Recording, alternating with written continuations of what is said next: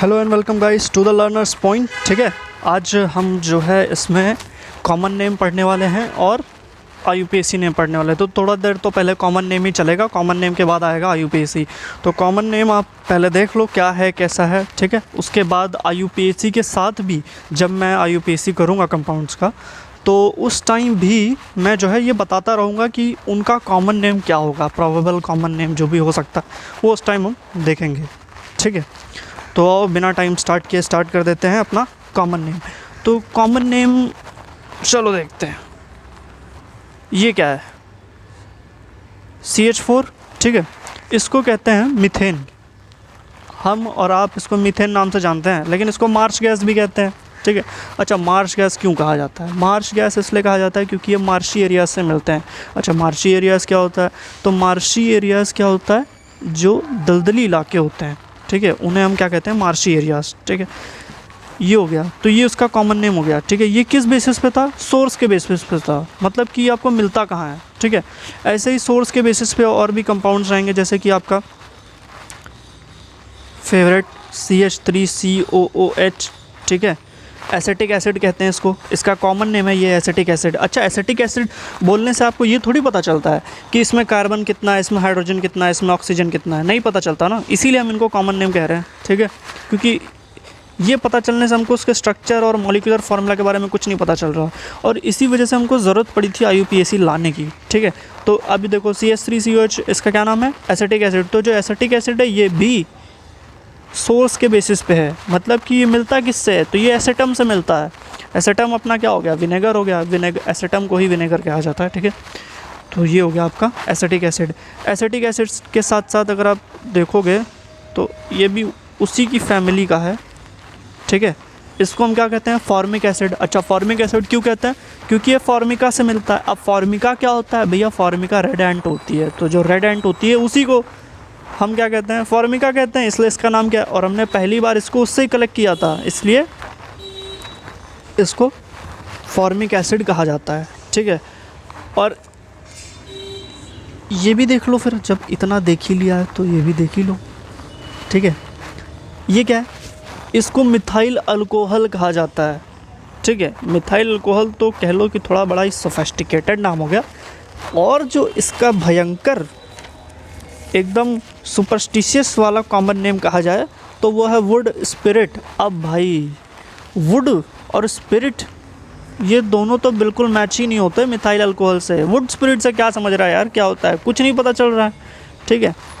तो ये हो गया। तो ये जितने भी थे आपने पढ़े, ये सारे थे on the basis of source कि ये मिलते कहाँ से हैं, ठीक है। अब हम पढ़ेंगे on the basis of name of discoverer. तो ये जो डिस्कवरर के हैं ये तो थोड़े और इजी हो जाएंगे पढ़ने में। इनमें से इसको तो सभी जानते होंगे, ठीक है। RMGX क्या होता है? ये ग्रिग्नार्ड रिएजेंट होता था, हाँ, इसी को ग्रिग्नार्ड रिएजेंट कहते थे, ठीक है। ये एक ऑर्गेनिक कंपाउंड है, और क्योंकि इसे इसके डिस्कवरर ने फाइंड किया है, जो इनका नाम है ग्रिग्नार्ड, इसलिए इनका नाम, इस कंपाउंड का नाम क्या पड़ गया? ग्रिग्नार्ड रिएजेंट, ठीक है। तो रिएजेंट भी लिख ही देता हूँ, ठीक है। तो ये क्या हो गया? ग्रिग्नार्ड रिएजेंट हो गया, बस, ठीक है। क्योंकि ये जो डिस्कवरर के नेम पे हैं ये आपको तो मोस्टली नहीं मिलेंगे। मोस्टली जो हमारे लिए इम्पोर्टेंट हैं वो सोर्स के बेस्ड पे हैं, ठीक है।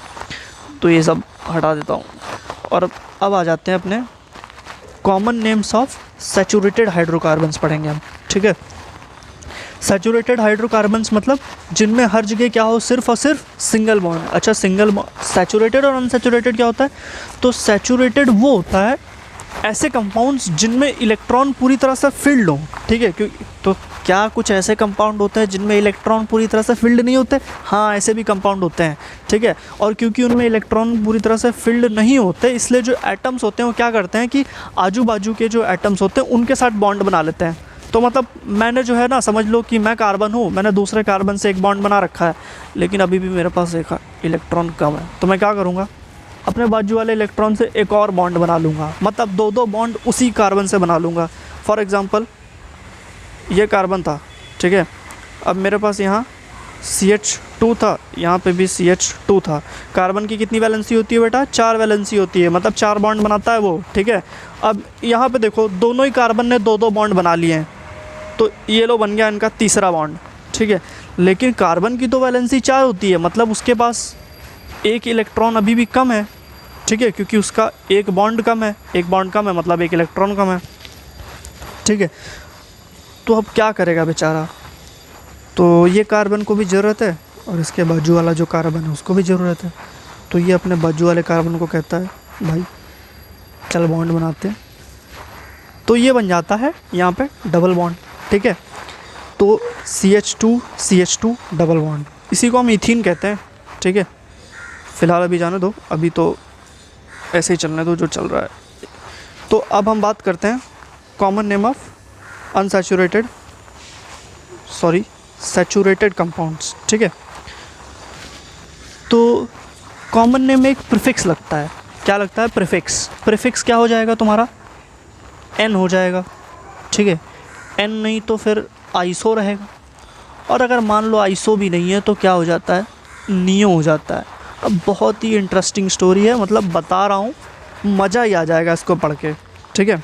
N आइसो नियो, ठीक है। चलो देखते हैं। अगर कोई भी कंपाउंड है, ठीक है, मान लो ये कंपाउंड है CH3 CH2 CH2, एक यहाँ लिख दूंगा मैं, मेरी मर्ज़ी, CH3, ठीक है। तो CH2 CH3 ये क्या है? ब्यूटेन है, ठीक है। तो कॉमन नेम क्या कहता है? ये तो नॉर्मल ब्यूटेन है ना, मतलब अपना एज़ यूजुअल वाला, तो इसलिए इसको ये लोग क्या कहते हैं? N ब्यूटेन कहते हैं। नाम भी लिख ही देता हूँ, हाँ। क्या कहते हैं भाई इसको? तो लिख दो इसको N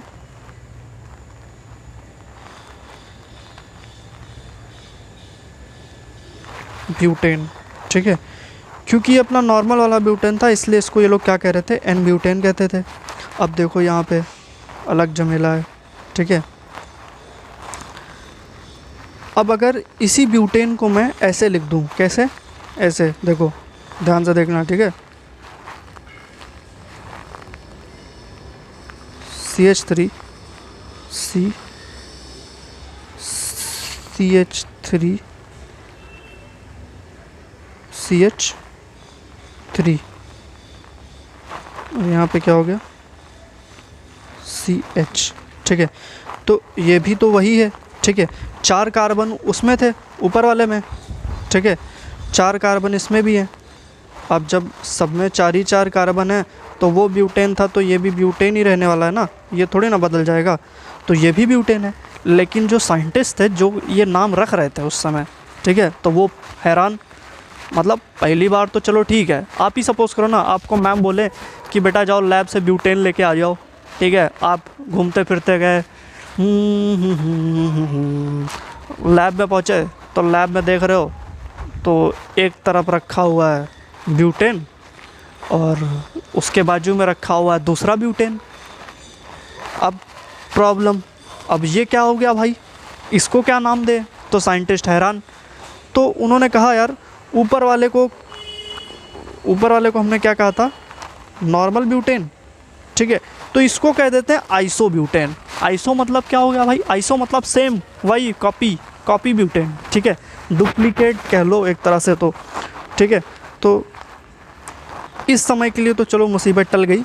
अब वो जो बच्चा है, मतलब तुम जो लैब में गए थे, तो मैम को ले जाके कहते हो मैम उधर तो 2-2 कंपाउंड थे, एक N ब्यूटेन था और N ब्यूटेन के साथ साथ एक दूसरा कंपाउंड रखा था, तो कॉपी ब्यूटेन बोले तो क्या बताया था मैंने? आइसो ब्यूटेन, ठीक है। ये हो गया आइसो ब्यूटेन। चलो थोड़ी देर के लिए तो मुसीबत ख़त्म हुई। अभी ये मुसीबत ख़त्म हुई थी कि तब तक जब तुम लैब में खड़े थे तो तुमने लेफ़्ट देखा तो एक ये कंपाउंड था N ब्यूटेन, राइट देखा तो आइसो ब्यूटेन था। भैया लेफ़्ट देखा, राइट देखा, फिर ऊपर देखता है तो क्या देखता है? एक और ब्यूटेन रखा हुआ है, ठीक है। तो कितने ब्यूटेन हो गए? 3 ब्यूटेन। इतना ब्यूटेन, भाई कितना नाम रखेगा भाई, बंदा पागल हो जाएगा इंसान, ठीक है। तो अब तुमने जब देखा तो तुमने कहा ये क्या यार, एक और नया ब्यूटेन। तो नया को जो है ना, नया को लैटिन या ग्रीक में नियो कहा जाता है, तो इसलिए इसका नाम पड़ गया उस टाइम नियो ब्यूटेन। क्या पड़ गया? नियो ब्यूटेन, ठीक है। तो वो पहले नियो ब्यूटेन का स्ट्रक्चर देख लेते हैं कैसा होता है, फिर जो है लिखते हैं इसको।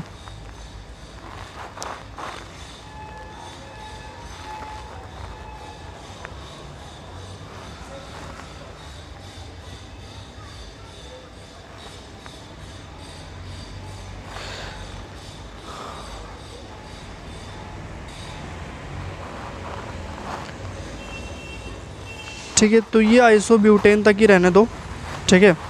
आइसोब्यूटेन तक बराबर है।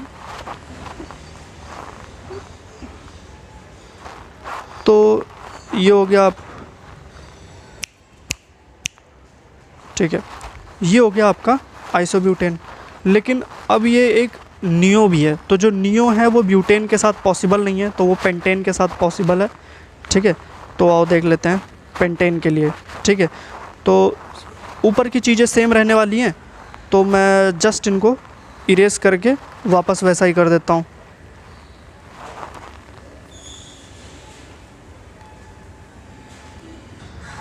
तो देखो ये क्या हो गया आपका एन पेंटेन, 5 कार्बन को हम पेंटेन कहते हैं। तो ये हो गया आपका एन पेंटेन, और उसी के साथ साथ ये देखोगे नीचे वाला, तो ये क्या हो गया आपका आइसोपेंटेन, और आइसोपेंटेन के साथ साथ अब हम देखेंगे नियोपेंटेन, ठीक है। तो नियोपेंटेन भाई देखो क्या होता है फिर, चलो देखते हैं। नियोपेंटेन सी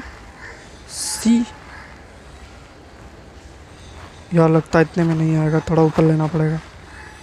सी, देखो सी सी सी सी सी, अभी एक बॉन्ड ऊपर एक बॉन्ड नीचे, और ये सब क्या हो जाएंगे? मिथाइल हो जाएंगे। क्या हो जाएंगे? मिथाइल। तो हर जगह क्या लगा दो? CH3 लगा दो।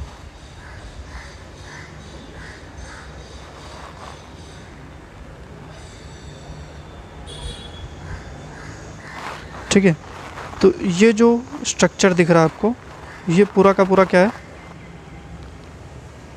ये वाले स्ट्रक्चर की बात कर रहा हूँ मैं, जो भी मैंने बनाया है, ठीक है। ये हो गया आपका नियोपेंटेन। क्या हो गया? नियोपेंटेन, ठीक है। अब इसमें देखोगे आप तो 4, एक कार्बन सेंटर में है और उस सेंटर कार्बन के आजू बाजू 4 कार्बन है, ठीक है। तो ये नियोपेंटेन हो गया, मतलब कि एक ही कंपाउंड है पेंटेन और उसके 3 क्या हो गए? आइसोमर हो गए। ये इनको हम आइसोमर कहते हैं क्योंकि ये पेंटेन का ही दूसरा फॉर्म है, ठीक है। तो ये हो गया तुम्हारे पेंटेन के आइसोमर। अब इतना हो गया, ठीक है। इसका नाम लिख देते हैं क्योंकि नाम ही तो लिखना अपना मेन टास्क है, ठीक है। तो चलो नाम लिख देते हैं। इसका नाम हो गया नियो, ये हाइपन देना ज़रूरी होता है, पेंटेन, ठीक है। तो ये हो गया अपना पूरा, ठीक है। तो 3 प्रीफिक्स होते हैं, एन, आइसो और नियो, ठीक है। ये बात याद रखना। तो अब तक जो बात थी वो थी किसकी?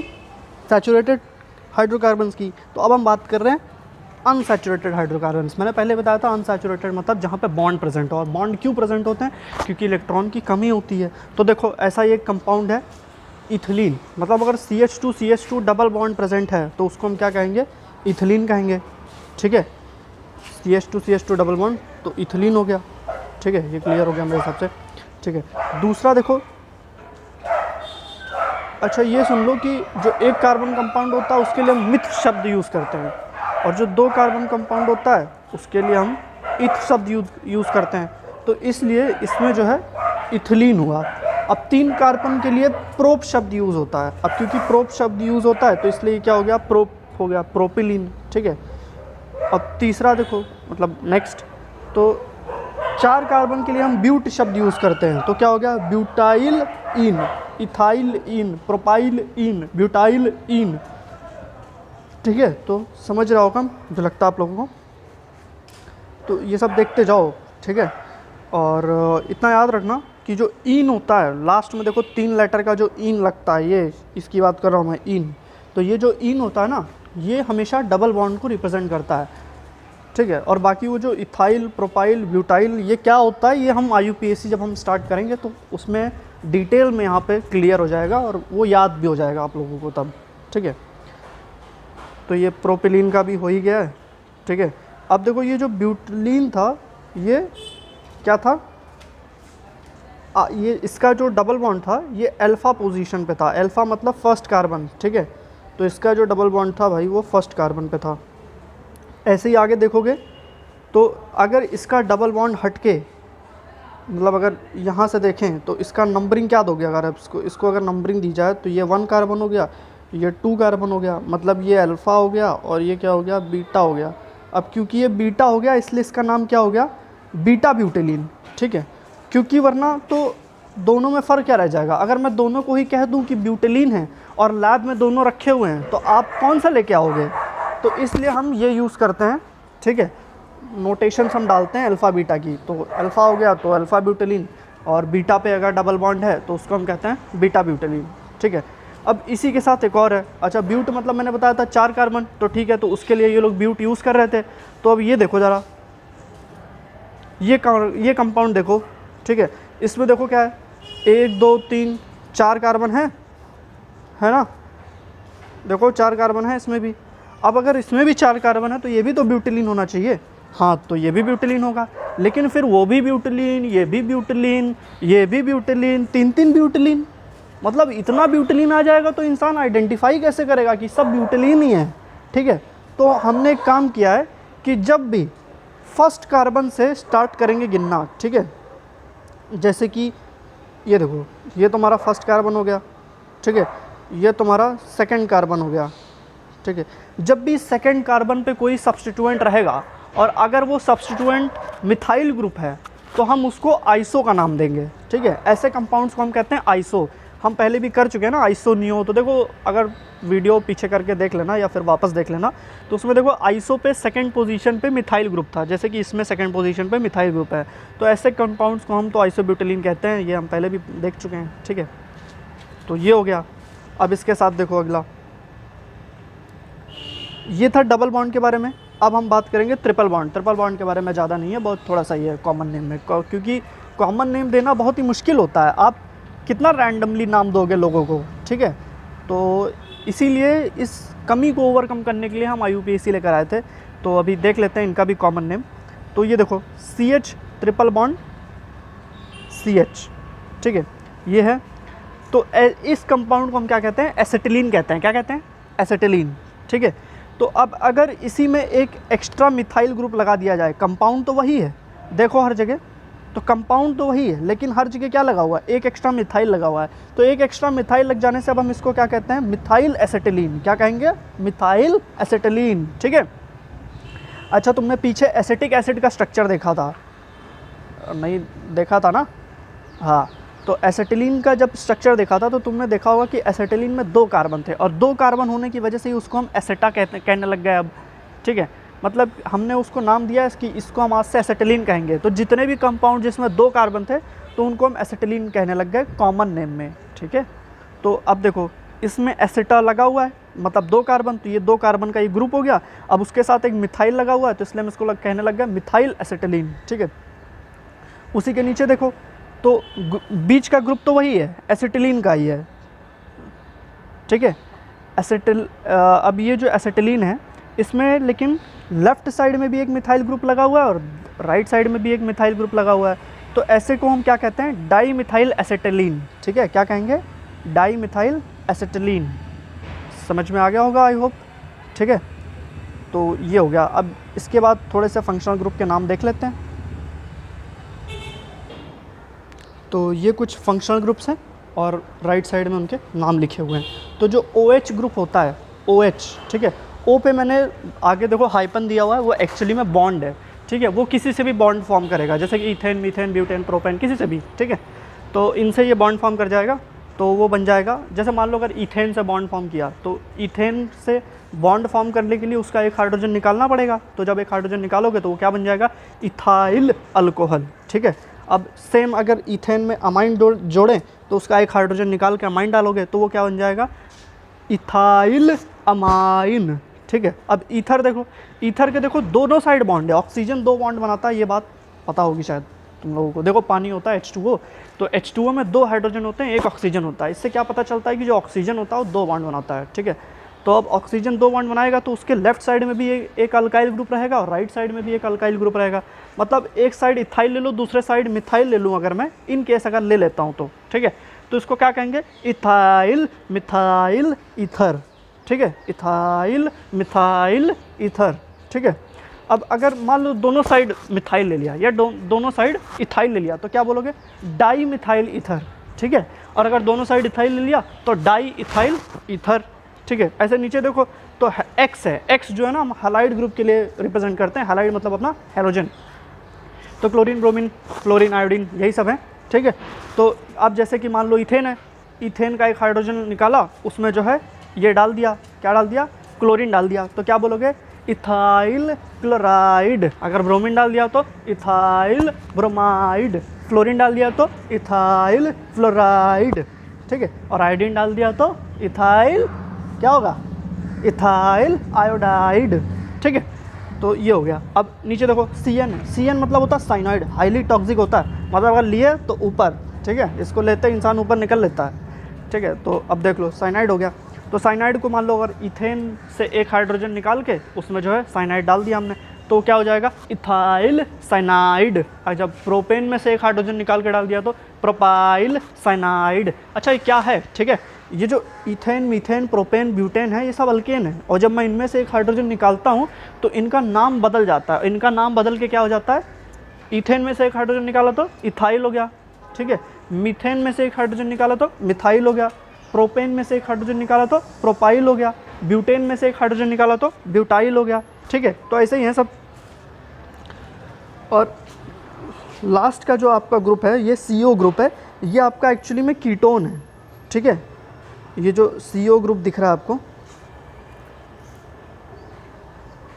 ठीक है, ये CO ग्रुप, ये क्या होता है, कीटोन है।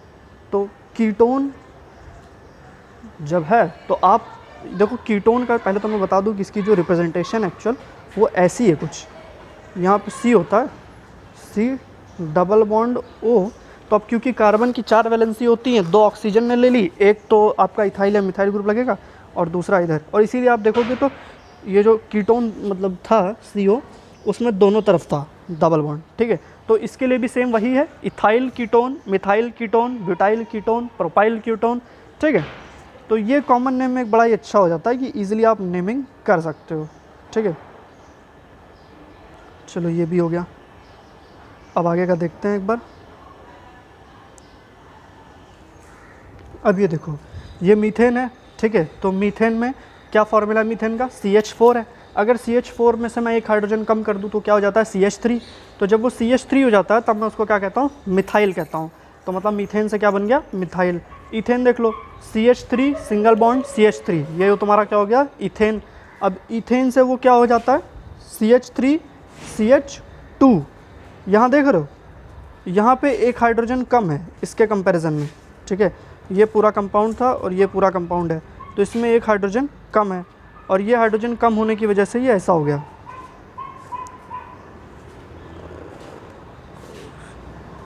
वही क्लियर कर देता हूँ। तो ये इसकी बात कर रहा हूँ मैं। ये जो CH3 देख रहे हो, CH3 तो ये इथेन हो गया, और यहाँ पे ये CH3 CH2 हो गया, मतलब एक हाइड्रोजन कम हो गया, तो वो इथेन से क्या हो गया, इथाइल हो गया। अब प्रोपेन का देखो, प्रोपेन का थोड़ा सा अलग है। प्रोपेन का क्या फार्मूला होता है, CH3 CH2 CH3, वो बराबर वैसे का वैसे ही लिखा है। लेकिन उसके बाद देखोगे ये तो प्रोपेन हो गया, अब इसमें अगर मैं एक हाइड्रोजन कहीं से भी निकाल दूँ तो क्या हो जाता है, प्रोपाइल हो जाता है। लेकिन इसमें से 2 जगह है जहाँ से मैं हाइड्रोजन निकाल सकता हूँ। एक तो ये आखिरी वाला साइड, ठीक है, ये वाला साइड लास्ट कार्बन का, ठीक है। अगर लास्ट कार्बन से मैं निकालूंगा तो वो क्या होता है, एन प्रोपाइल होता है, क्योंकि वो स्ट्रेट चेन है, ठीक है। और अगर मैं बीच वाले कार्बन से निकालूंगा तो वो क्या हो जाता है, सेक प्रोपाइल, सेकेंडरी एक्चुअली होता है, क्योंकि वो सेकेंडरी कार्बन है, तो इसलिए वो सेक प्रोपाइल कहलाता है। और इसी का दूसरा नाम है आइसोप्रोपाइल। मैंने बताया था ना कि अगर स्टार्टिंग से सेकेंड कार्बन पे कोई सब्स्टिट्यूएंट होता है तो उसको हम सेक प्रोपाइल कहते हैं, तो इसीलिए आइसोप्रोपाइल कहते हैं, ठीक है। तो इसीलिए ये आइसोप्रोपाइल इसका नाम है यहाँ पे, बस और कुछ खास नहीं है, ठीक है। तो आज का हमारा जो सेशन है वो यहाँ कंप्लीट हो रहा है, ठीक है। तो ये हमारा कॉमन नेम हो गया और थोड़ा सा बेसिक हो गया, ठीक है। अब मेरा जो नेक्स्ट लेक्चर रहेगा ये पार्ट 1 रहेगा, और अभी आने वाला जो रहेगा वो पार्ट 2 रहेगा। तो पार्ट 2 में मैं आपको एक्चुअली में पूरा IUPAC पढ़ाने वाला हूँ, ठीक है। तो वो IUPAC में वहाँ सारे रूल्स पढ़ेंगे कि क्या रूल्स होते हैं, लॉन्गेस्ट चेन वगैरह, अगर आपको कुछ याद होगा थोड़ा बहुत तो वो ऐसे ही रहता है ना, लॉन्गेस्ट चेन क्या है, अलग अलग फंक्शनल ग्रुप, होमोलॉगस सीरीज़ में क्या फ़र्क होता है, ठीक है। तो वो सब हम इसमें देखेंगे इसके पार्ट 2 में, और ऐसे ही मैं पार्ट्स निकालता रहूँगा जब तक कि ये पूरा IUPAC कंप्लीट नहीं हो जाता, ठीक है। मैं आपको 10 से लेकर पूरा डिग्री लेवल तक का IUPAC पढ़ाने वाला हूँ, ठीक है। तो ये देखते रहो, फॉलो करते रहो, पार्ट 1, पार्ट 2, पार्ट 3, पार्ट 4 आता जाएगा, और लास्ट में मैं एक प्रैक्टिस सेशन भी रखूँगा। और अगर तुमको कुछ स्पेशली चाहिए, तुम्हारा कोई डाउट है स्पेसिफिकली, तो वो तुम मुझे कमेंट में डाल दो, तो मैं कमेंट सेक्शन से अगर मैं रीड करूँगा तो मैं उसे ज़रूर बता दूँगा, ठीक है। चलो, थैंक यू।